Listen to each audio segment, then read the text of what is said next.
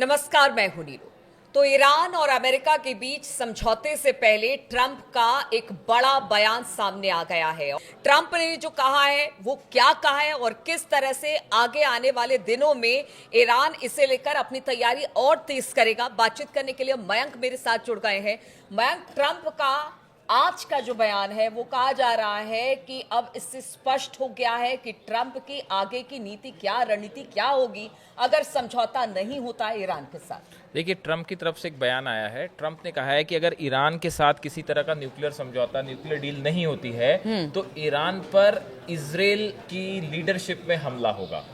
हम अपने दर्शकों को ये बताना चाहेंगे कि हमने अपने 2 दिन पहले ही हमने अपने दर्शकों को ये बताया था कि अगर युद्ध होता है तो युद्ध में हमला अमेरिका की तरफ से नहीं होगा बल्कि इजराइल की तरफ से होगा। और ये बात आज ट्रंप ने खुद अपने मुंह से कही है। ट्रंप का कहना ऐसा है कि अगर ईरान के साथ न्यूक्लियर डील नहीं होती है तो हमले को लीड करेगा इजराइल। ये एक देखिए, एक प्रकार से अगर इसका थोड़ा हम एनालिसिस करें तो ट्रंप का ये बयान जो है ये ईरान की एक बहुत बड़ी जीत के रूप में भी देखा जा रहा है। कुछ एक्सपर्ट्स ये मान के चल रहे हैं कि ये ईरान की डिप्लोमेटिक स्तर पे और सिक्योरिटी और खुफिया स्तर पे एक बहुत बड़ी जीत है। अब हम ऐसा क्यों कह रहे हैं? पहले दिन से खामेनेई और पूरा आईआरजीसी और ईरान इस बात को समझ रहा था कि अगर हमला होगा तो वो अमेरिका की तरफ से नहीं होगा, वो इजराइल की तरफ से होगा।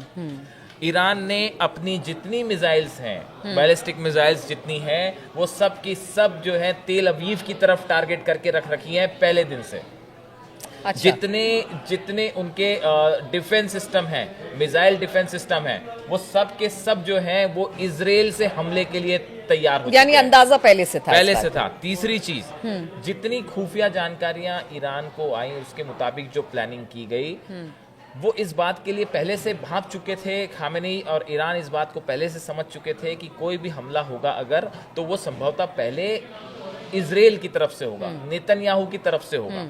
चौथी बड़ी बात, ईरान के जो सैटेलाइट्स हैं या रूस के सैटेलाइट्स जो मदद कर रहे हैं ईरान की, उन्होंने ऐसा बताया जा रहा है कि इजराइल के जो एयर बेस हैं उस पर कड़ी नजर रख रखी है। अगर वहां पे कोई भी F-16 टेक ऑफ करेगा तो उसकी जानकारी पहले से ईरान को हो जाएगी। यानी ईरान इस बात के लिए पहले से चौकस है कि इजराइल के एयर बेसिस में क्या डेवलपमेंट हो रहे हैं, क्या वहां से किसी तरह की मिसाइल्स फायर करने की तैयारी है या वहां पे फाइटर प्लेन्स जो है टेक ऑफ कर रहे हैं, इसके लिए ईरान पहले से तैयार है। और देखिए, एक दूसरी चीज और, जब आप किसी मुल्क पे हमला करते हैं या कोई स्ट्रैटेजी बनाते हैं तो जनरली ये होता है कि वो उस स्ट्रैटेजी को रिवील नहीं किया जाता, उसको बताया नहीं जाता।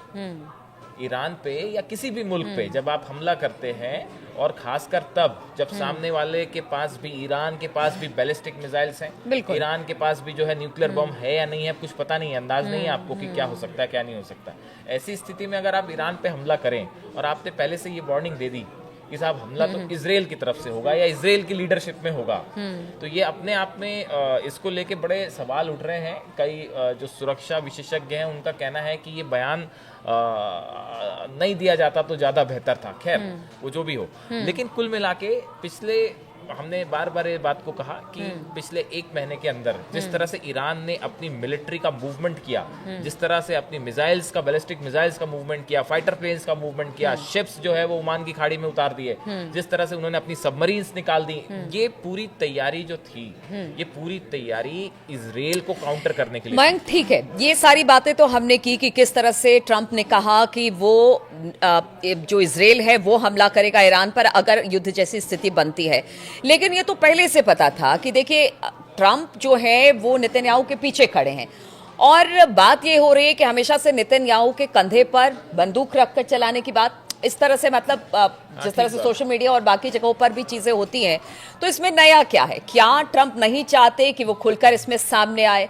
और साथ ही साथ वो ये भी नहीं चाहते कि वो अपने लोगों को नाराज करे, जो लोग ये कहते हैं कि अमेरिका और ज्यादा युद्ध अफोर्ड नहीं कर पाएगा, खासतौर पर अपने देश को लेकर। तो अपनी ही बातों को ध्यान में रखते हुए, अपने लोगों को देखते हुए ही उन्होंने शायद इस तरह का फैसला लिया। देखिए, तीन बातें हैं आपकी, जब सवाल के 3 जवाब हैं। पहला जवाब तो ये है कि अगर इजराइल की तरफ से हमला होता है, अमेरिका तो बैकअप कर ही रहा है, इजराइल की तरफ से अगर हमला होता है तो इजराइल को फिर उस परिणाम भुगतने के लिए भी तैयार रहना पड़ेगा, जो पिछली बार हुआ था। 180 मिसाइल्स पिछली बार फायर हुई थी, अब तो कहा जा रहा है कि शायद एक बार में 1000 से ज्यादा मिसाइल्स फायर कर दे खामेनी। जब आर पार की युद्ध की बात होगी अगर, तो फिर ये बात भी तैयार, इसके लिए भी इजराइल को तैयार रहना पड़ेगा। कहने का मतलब ये है, एक्सपर्ट्स ये कह रहे हैं कि अगर इजराइल किसी तरह का हमला करता है तो उसमें बड़ा नुकसान इजराइल को भी उठाना पड़ेगा। ऐसा नहीं है कि सिर्फ ईरान को नुकसान होगा, और इसके लिए खामेनी और IRGC पूरी तरह से तैयार है। बात नंबर 1। बात नंबर 2, देखिए हमने अपने पिछले वीडियो में भी कहा था कि क्यों हमला इजराइल करेगा, अमेरिका नहीं। आप देखिए अमेरिका के वॉरशिप्स हैं, हैरी ट्रूमैन है, अब दूसरा भी जो है एयरक्राफ्ट कैरियर भेज दिया उन्होंने फारस की खाड़ी में, B-2 बॉम्बर्स भी हैं, लेकिन ये जो मिलिट्री मूवमेंट है ये अभी इस लेवल का नहीं था कि वो ईरान पे हमला हो जाए। जब आप एक ऑल आउट वॉर की तरफ जा रहे हैं जिसमें एक तरफ रूस भी मदद करेगा, चीन भी मदद करेगा ईरान की, तो फिर उसके लिए जितना बड़ा बैकअप अमेरिका को चाहिए था उतना बड़ा मिलिट्री बैकअप था नहीं, या दिख नहीं रहा है फिलहाल। तो इसलिए भी ये ज्यादा आशंका है कि इजराइल की तरफ से पहले हमला होना था। इसी आधार पे हमने अपने दर्शकों को ये बताया था कि भाई इजराइल की तरफ से हमला होने का प्लान जो है ये ज्यादा सॉलिड प्लान दिखता है। अच्छा, जो एक एक बयान अब सामने आ रहे हैं, पहले नेतन्याहू ने कहा कि देखिए ऐसा है कि बातचीत से कुछ नहीं होगा, अब घुस के ईरान के अंदर उसके बाकी चीजों को तबाह करे, यानी कि जो लीबिया वाला, हाँ, जैसे लीबिया में हुआ, हाँ, जिस तरह से लीबिया में किया गया। अब ट्रंप के ये कह रहे हैं कि देखिए अगर युद्ध की आशंका बनती है या युद्ध होता है तो नेतन्याहू उसको लीड करेंगे। तो क्या जो बैठक नेतन्याहू और ट्रंप के बीच में हुई उसी की स्ट्रेटेजी के बाद इस तरह के बाद एक बयान सामने आ रहा है? बिल्कुल बिल्कुल। देखिए जो ये बैठक हुई, इस बैठक में हमने पहले भी कहा कि इसमें प्लानिंग हो गई है कि आगे क्या करना है। अगर ईरान के साथ टॉक्स होती हैं तो किस शर्तों पे करनी है, टॉक्स फेल हो जाएंगी तो क्या करनी है, ये तैयारी नेतन्याहू और ट्रंप ने कर रखी है। और खामेनी ने पुतिन और चीन जिनपिंग के साथ मिलकर रूस, चीन और ईरान ने अपनी तैयारी कर रखी है कि अगर टॉक्स होती हैं तो किन शर्तों पे होगी, और अगर वो फेल हो जाती है तो क्या करना है। तो प्लान उनका भी तैयार है, प्लान इनका भी तैयार है। देखिए ट्रंप का जो बयान था, एग्जैक्ट उनके वर्ड्स हैं कि Israel would be the leader of a potential military strike against Iran if Tehran does not give up its nuclear weapon programme. अगर उसने अपना न्यूक्लियर वेपन प्रोग्राम नहीं दिया तो इजराइल जो है उसको लीड करेगा। तो आपने जो शुरू में कहा कि नेतन्याहू के कंधे पे बंदूक जो है, ये बहुत सारे लोग इंटरनेशनल मीडिया में यही कह रहे हैं कि ट्रंप ने अपनी बंदूक जो है वो नेतन्याहू के ऊपर रख रखी है कंधे पे।